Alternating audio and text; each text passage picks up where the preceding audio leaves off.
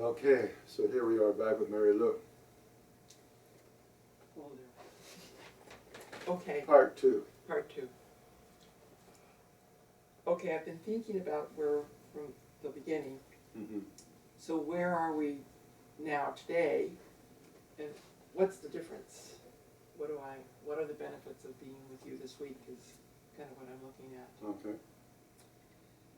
So, I'd say two things. One is that I am very much more aware and able to track my breath in detail. Noticing more spaces where I feel it,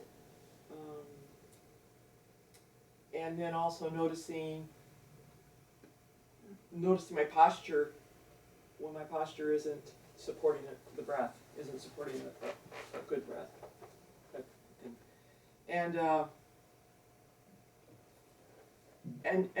the benefit of the week are, it would be just the first step of when I'm noticing less than a rhythmic breath. Don't panic, check in, and then do an exercise, have a practice. You know, what practice do I need to do? What practice, not even so much of all the many things I've learned, but just almost, there you have it. Just as I sat here, I took in a deep breath. So noticing that kind of thing, it's just new to me.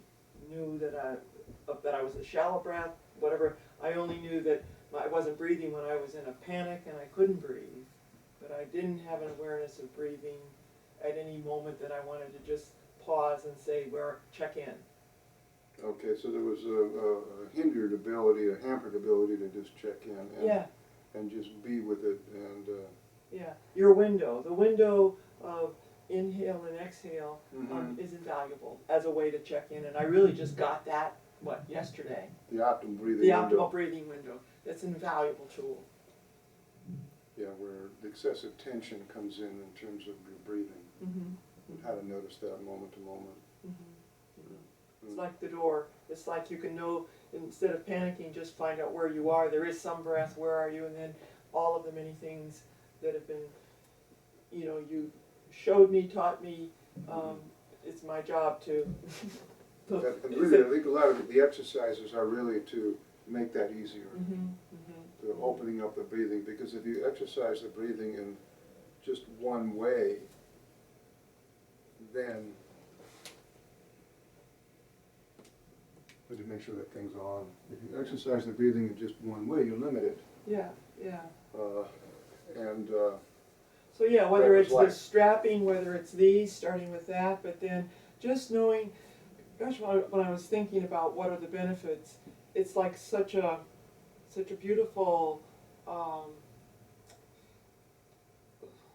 just instead of thinking I need to take a pill, I need to take this, something, it's like what practice, how to slow down, stop, check in, and what can I do of these many things. And be careful about, I need to take a breath before you know what you're doing. Because taking a deep breath loses its power because you're dealing with the OB window, you're dealing with tension creation. So the people that take a deep breath, they breathe in deep, eventually it gets more tense and more tense and more tense, and over time it builds up to where they can no longer take a deep breath. So that's, I think, one of the main messages of learning about the reflex, of learning the reflex, learning it, experiencing it, tasting the chocolate, of the passive inhale, and knowing where and how it could present itself, which is really almost any time. I know we have set exercises that familiarize, that connect us with it in terms of the card system, the system, but it's really allowing it at any moment in time, as you were discovered a couple of days ago. We said, oh, there it is. you know, and it was doing something that was totally unrelated to the exercises. It was just spontaneous awareness. Yeah, and then another thing that I was appreciating in just reflecting is the eye, of detail of your observing all the time my physical being, my body, my breathing, and then analyzing from your perspective, like what's not right. So I needed this brace, I need this, you know, try that. I think I just am starting to appreciate it. When I get home, it'll really settle in, but that kind of attention to the detail of my body really is awakened me, and is awakening me to appreciate and take my body seriously.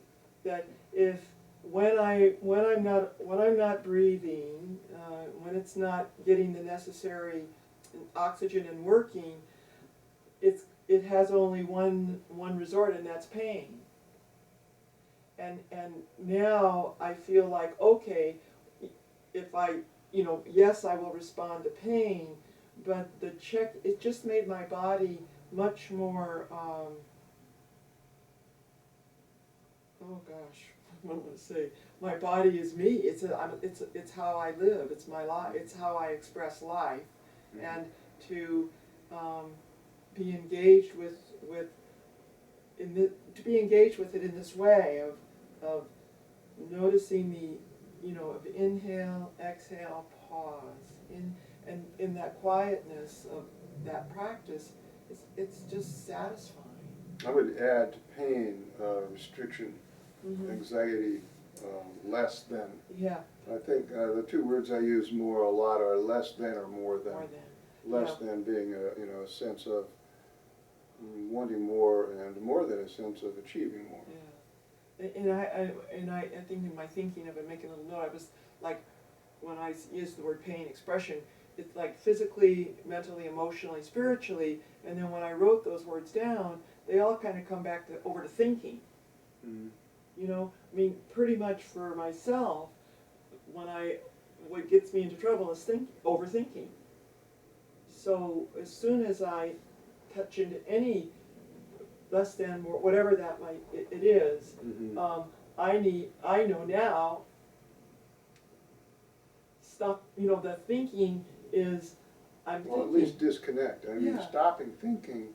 Well, I mean, but recognizing I'm out here, my thinking is controlling the program. Oh, there you go, there you go. At least back away from it and realize you're thinking, and realize, and just being able to, I mean, there's a lot of meditations that sit back and you observe your thoughts go by, and that's certainly valuable, certainly helpful to a lot of people. If you have an issue with your breathing, though, you're not going to be able to do that well.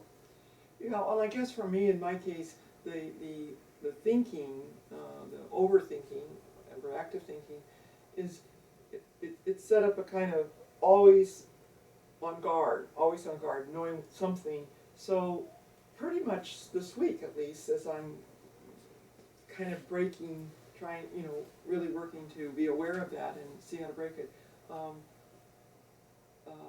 just to come into the mechanics of breathing is a huge relief.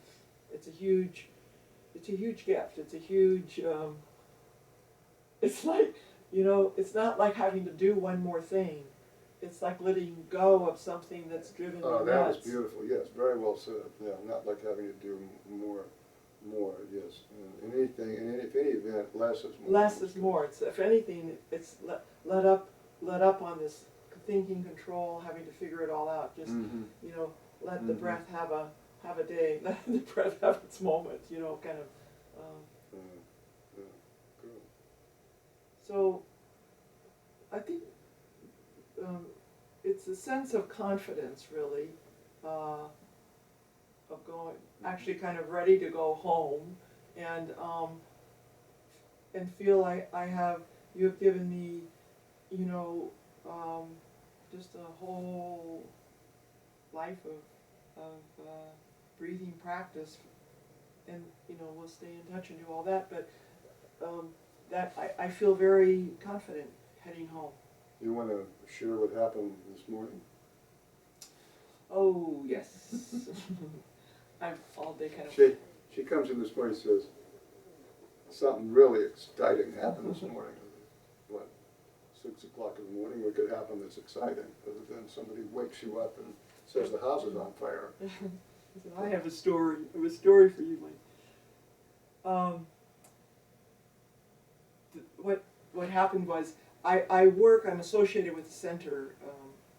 Mike said I was a co-founder of part of a place called Wellness Works in Glendale in California. And the last 8 years, we focused our mission working with veterans, Vietnam to the current generation. And when I say work with, I need to give a little just back. Essentially, we're in an old house, and we've been in the same old house for 30 years. And it's always been a welcoming environment for people seeking holistic therapy or holistic healing, working within a Western medicine context, and not in place of, but rather how do we bring in the whole body, mind, emotion, spirit. Healing the body, healing the soul is how we kind of brought it down.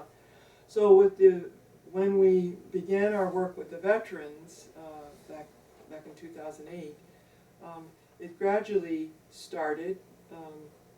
We prepared ourselves for doing the work, but the first veterans that came and felt the welcome and the acceptance, and that our goal was simply to say we want to listen. We want to hear the story and bear the suffering that you bear. You've borne for us.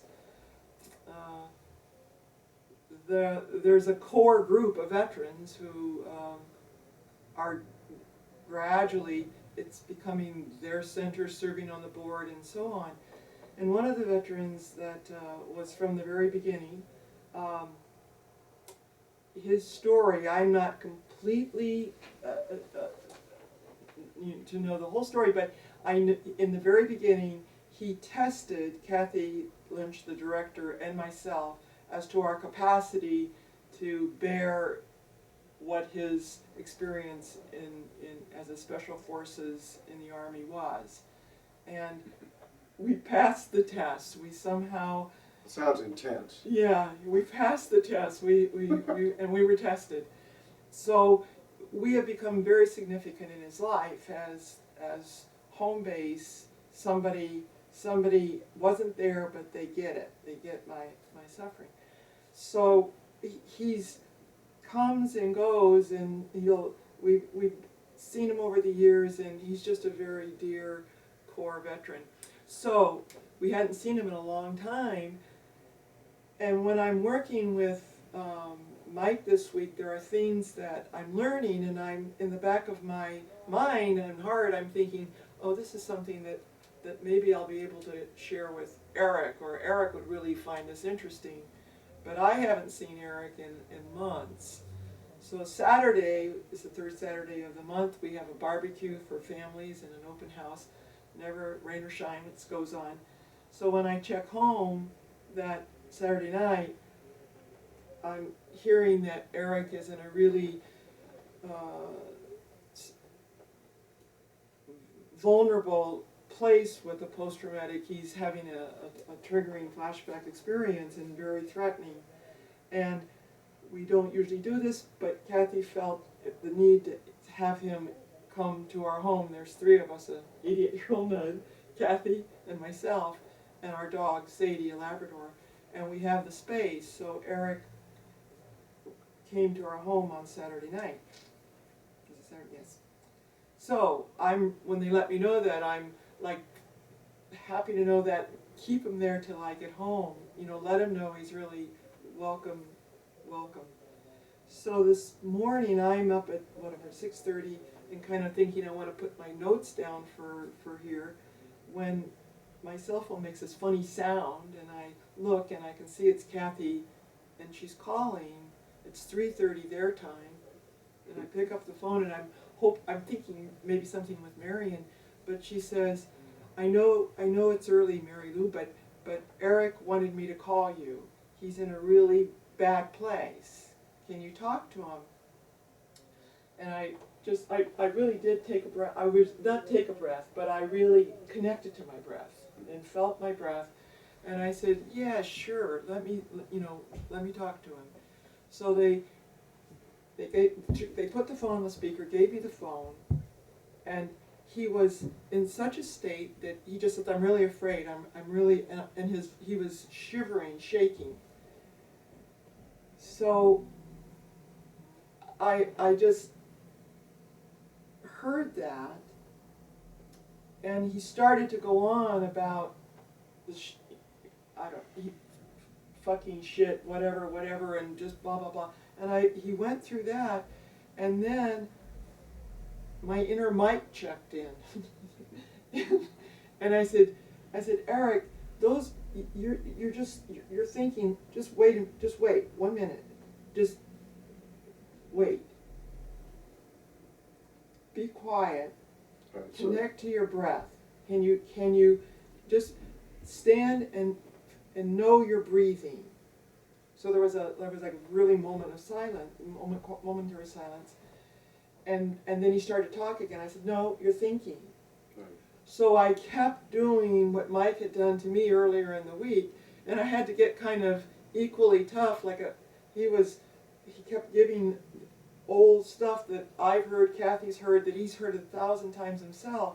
So because of the experience here, I felt I was getting really empowered, because every time I told him to shut up and just breathe, he'd stop.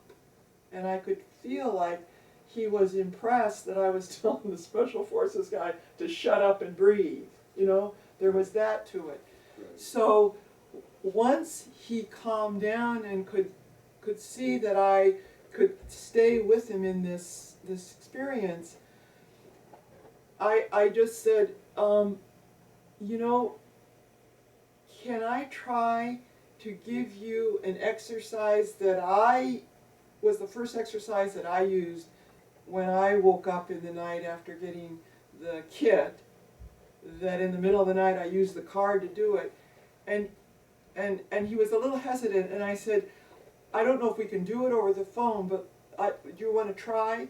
So he was like willing to try, so they went, and we have a massage table at home, and I said, you need to set up the massage, and I told them like what they needed to do. So all the time that they're doing that, I'm just talking to him about, because anytime he goes off, he's thinking, and he just gets down this track of just expletives and all of that.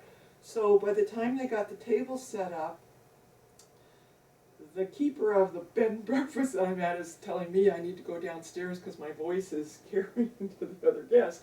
So I go downstairs and I get myself a pillow, I lie down, I start to do the practice, and I tell him exactly what to do as I'm doing it, from my knowing how to do this exercise.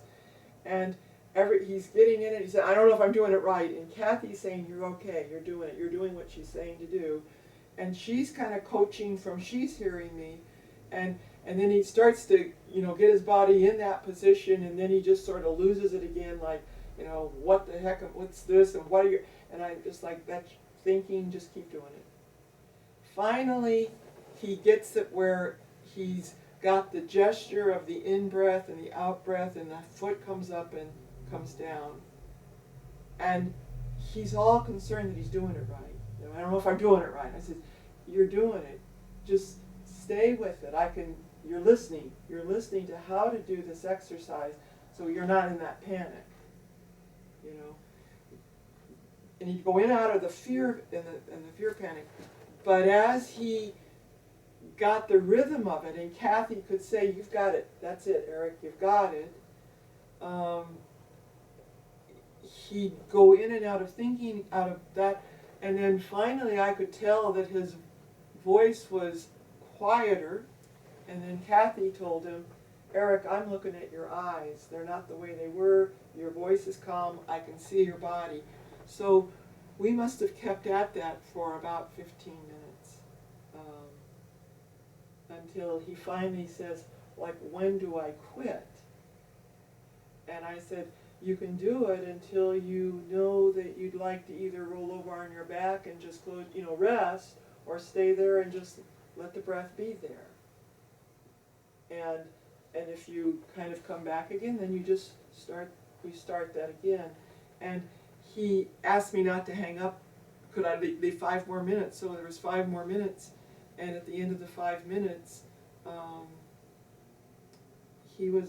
Kathy said, "We're good, we can do this." And So the crisis was over, essentially. so there's for that time. And I think for him, there's a tool, his first tool. Right. Okay, so as a result of that, this was a great experiment. It reminds me of a woman who I talked out of a panic attack over the phone, and who eventually came to work with me and was with me for 4 or 5 days. And she went back to Las Vegas on the way, and to visit her father on the way back to Hawaii. And she taught him a couple things that I had shown her. And he'd had uncontrolled hypertension and tachycardia, and they just vanished. And then she went back to Hawaii and divorced her husband. You gotta let go of stress. Must have been a problem. So I worked with empowerment for a month. So something wasn't working, and so she fixed it. She fixed it. Anyway, yeah, well, that's great. So was there something else you wanted to add from your notes that you took? I'm good, I think. I guess I just want to say this one. This is what I kind of closed. Years back, I don't remember, 30, 40 years, I had read a book by Thomas Merton, and in the book, he's a contemplative monk. The sentence popped up out at me, and his line was, "To breathe is to pray." And so, to me, to bring all this together, that makes me happy. I think let's close with that. Sounds pretty good to me. All right. Thank you.